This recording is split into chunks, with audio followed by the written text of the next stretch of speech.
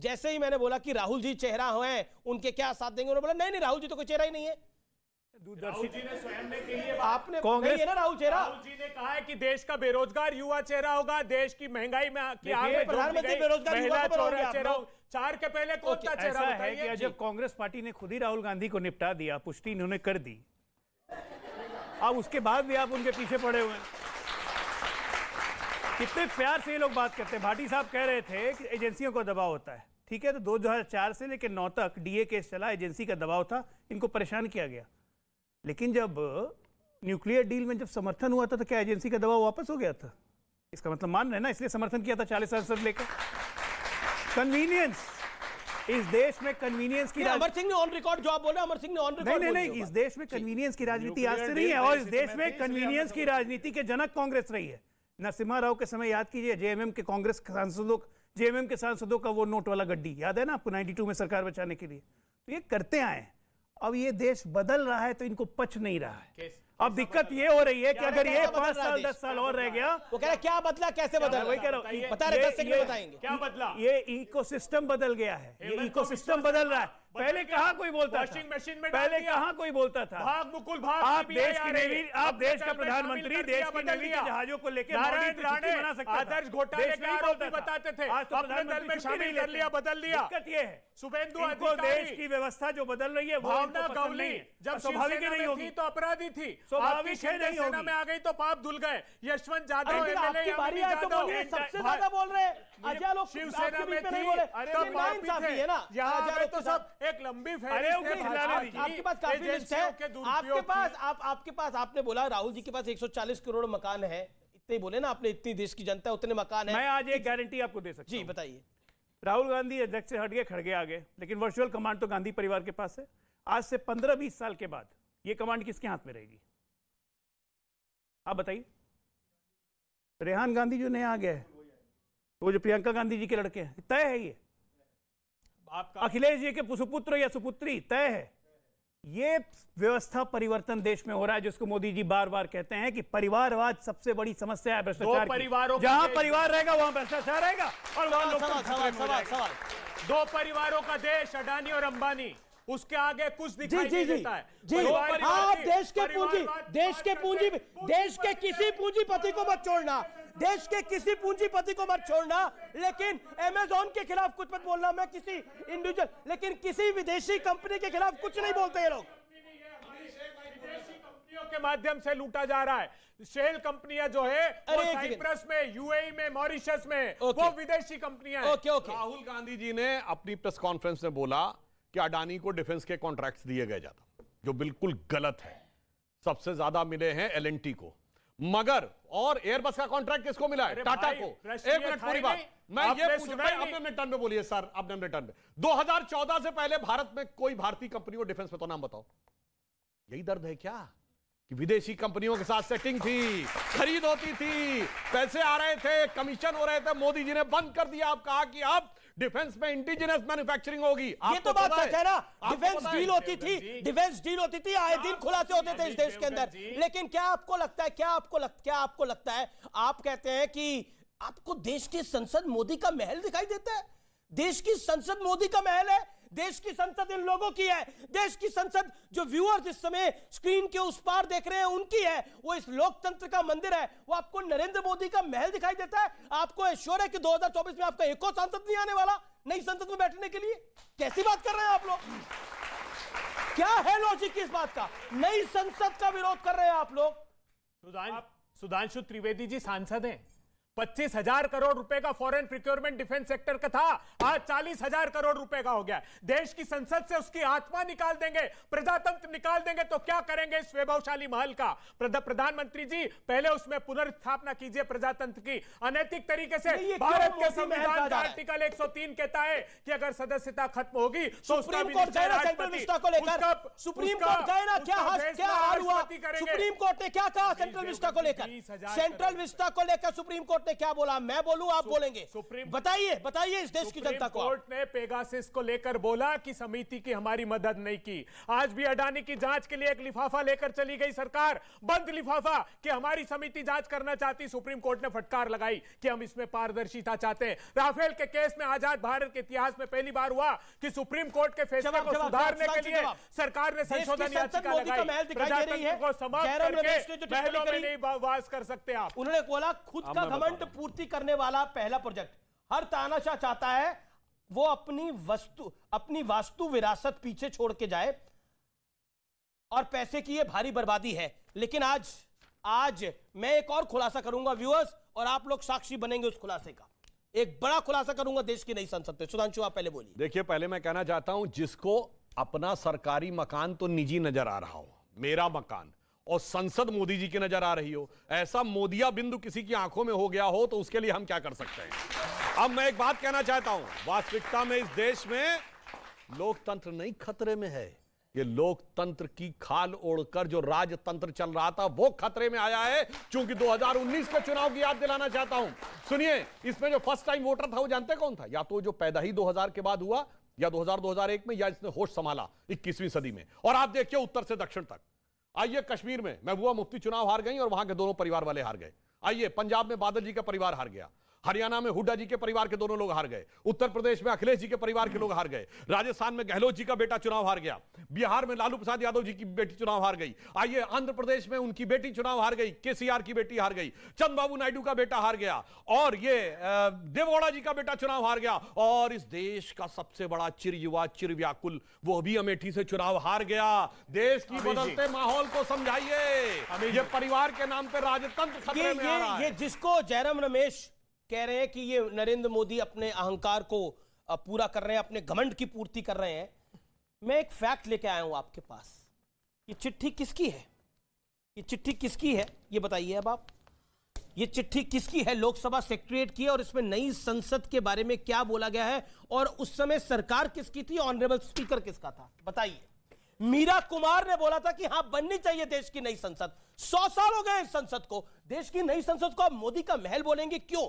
देश की संसद जब बन रही थी तब कोविड का क्राइसिस था, और सिर्फ इतना आग्रह किया था कि 20,000 करोड़ रुपए अगर सेंट्रल विस्टा में खर्च करते हैं तो अंतिम पंक्ति में, सुन लीजिए सुधांशु जी, अंतिम पंक्ति में खड़े हुए लोग त्राहिमाम कर रहे हैं। भारत की अर्थव्यवस्था को संभालने की आवश्यकता है। प्रधानमंत्री जी आप उस पर पहले काम कीजिए। तो फिर ताली बजानी चाहिए, वो भी संभल गया और सेंट्रल विस्टा भी बन गया। ताली बजानी चाहिए आपको कि वो भी संभल गया। वैक्सीन की डबल डोज लग गई ना आप सबको? किस किस को लगी है डबल डोज? अमीश देवगन जी, व्यूअर्स आप लोग को लग गई है ना वैक्सीन की डबल डोज? वैक्सीन की डबल डोज भी लग गई और सेंट्रल विस्टा का ये प्रोजेक्ट भी बन गया। अब आप बताइए, आपको तो बोलना चाहिए मोदी जी ने क्राइसिस को मैनेज कर लिया। वैक्सीन का डबल डोज खुद ही आपने माना, अभी शंभू माना। ये जो डबल डोज लगाए वो क्या लगाए जानते हैं आप? 12 करोड़ लोगों के रोजगार चले गए, 84 करोड़ की आमदनी कट गई हिंदुस्तान में। लेकिन धन्ना सेठों का पैसा बढ़ता रहा। 142 लोगों ने 30 लाख करोड़ रुपए कमाए इस कोविड के क्राइसिस में। ओके, जवाब कुंठा का कोई जवाब नहीं है। क्यों कुंठा लगती है आपको? विरोध है उनका, लोकतंत्र है। अब वैक्सीन पे ही बोलने लगे।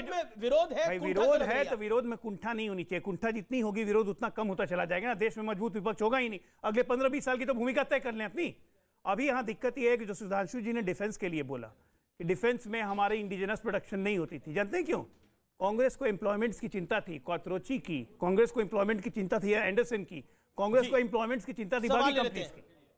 सवाल आपका क्या सवाल है, बोलिए। सर कहते हैं कि देश का विकास नहीं हो रहा है। मैं अंतिम गांव, मतलब कि नेपाल से सटे हुए है गांव है मेरा, और वहाँ इतनी विकास हुई है कि हम सोचते थे कि वहाँ पुल कभी आएगा ही नहीं, लेकिन वहाँ हम पुल पर भी चल रहे हैं और अपने लाइट भी आ गया।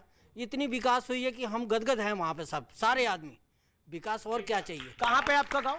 मेरा बिहार जो है ना सुगौली थाने में पड़ेगा जी। हाँ, और बूचा गांव है, छोटा सा गांव है, बूचा गांव है। बूचा हाँ जी। अमीश जी बिहार में पड़ता है। अमीश जी जी जी जी। और सवाल आपने पूछा, सवाल जिन ने पूछ लिया। आपका क्या सवाल? वो कह रहे हैं विकास उनको दिख रहा है। सर एक्चुअली आप ये बोल रहे हैं कि कांग्रेस को मोदी से दिक्कत नहीं है, और जो मोदी के सपोर्टर्स जो भी करते हैं वो मोदी करवाते हैं। तो पूरे देश भर में जो मोदी हटाओ देश बचाओ के बैनर्स लगे वो किसने करवाए हैं? पहले तो सेठ जी के एक मिनट मैं उनकी बात का जवाब दे दूं।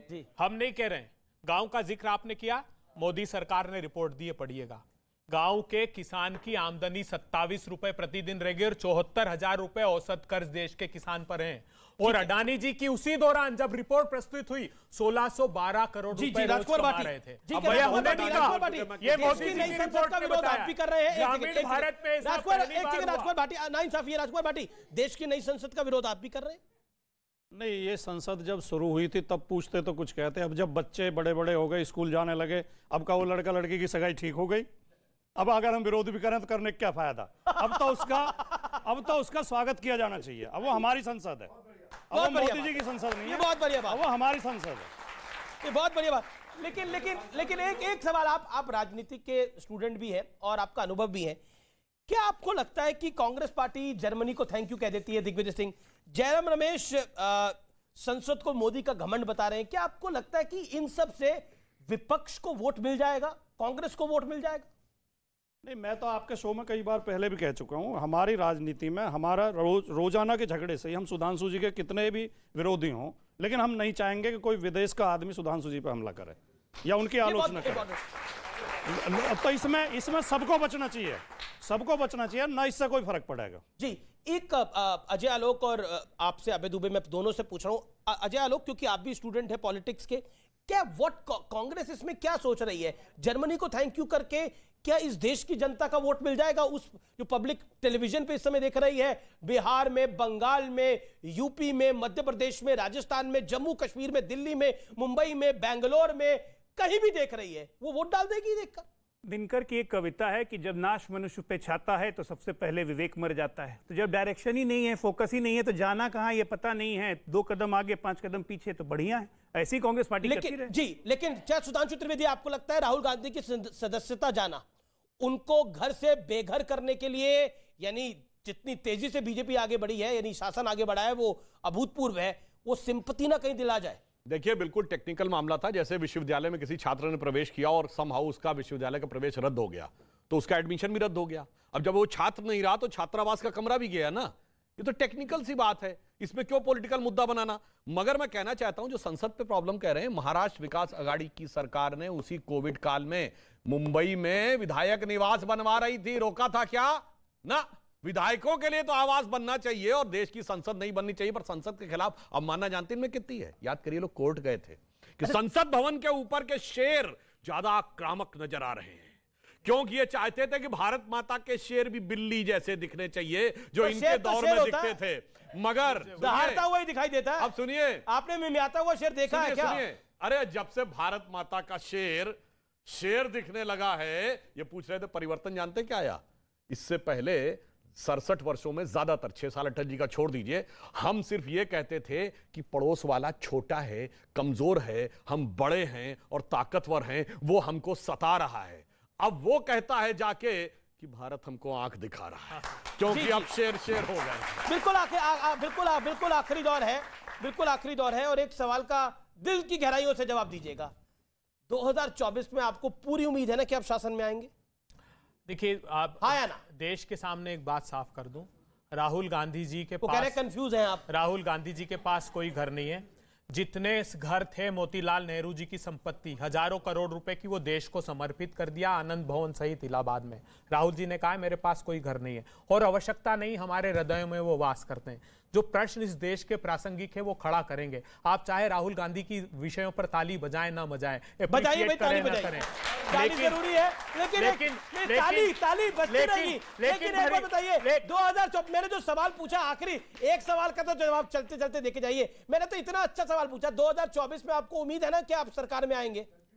बिल्कुल, राहुल गांधी लड़ रहा है, राहुल गांधी लड़ रहा, जितना अपमान करना चाहे कर लीजिए। राहुल गांधी लड़ रहा है घोरतम अंधियार से, लड़ रहा है धन्ना से। शासन में आएंगे नहीं आएंगे? सूर्य की पहली किरण तक युद्ध यह चलता रहे, इसलिए अनिवार्य है कि दीप यह जलता रहे और जनता की सरकार बनेगी 24 में। और 24 में बनेगी तो फिर संसद के अंदर, तो फिर एक बार बताइए, नई संसद में अगर 24 में सरकार आपकी बनेगी तो नई संसद का इस्तेमाल तो आप भी ज्यादा करेंगे फिर आप?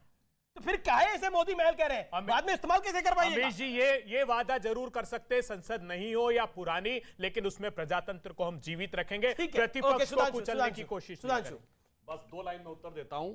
उन लोगों की सरकार कभी नहीं आएगी जो विदेश से जाके गुहार लगाते हैं, क्योंकि अपने यहां कहा गया, ये जानते किस प्रवृत्ति के हैं? ये उस मानसिकता के हैं कि अपने वतन पर सदियों तक है रही हुकूमत गैरों की, लेकिन कुछ चेहरों पर अब तक धूल है उनके पैरों। आजादी के पहले भी अंग्रेजों के साथ खड़े थे, आजादी के बाद जानते हैं किसकी सरकार आएगी?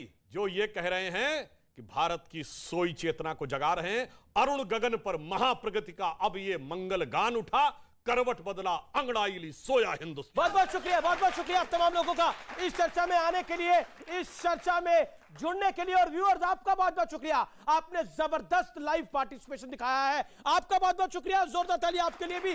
फिलहाल इस कार्यक्रम में इतना ही, उम्मीद है आपको पसंद आया होगा। नमस्कार, जय हिंद, वंदे मातरम।